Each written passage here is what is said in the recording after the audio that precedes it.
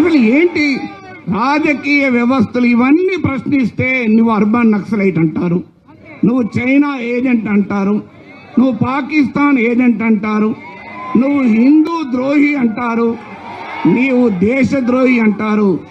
కానీ ఇలా అనేవారికి మేం చెప్పదలుచుకున్నాం, మేం భరతమాత ముద్దు బిడ్డలం, భగత్ సింగ్ తమ్ములము అని చెప్పదలుచుకున్నాం.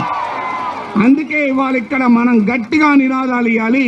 మీరే కాదు దేశభక్తులు, మేమే దేశభక్తులం. భారత్ మాతాకి, భారత్ మాతాకి, భారత్ మాతాకి. ఇప్పుడు చెప్పండి ఎవరు నిజమైన దేశభక్తులు? అందువల్ల భారత రాజ్యాంగం ఆ రోజు చెప్పింది we the people of India అని. సో ఇవాళ we the people of India చెప్తున్నాం.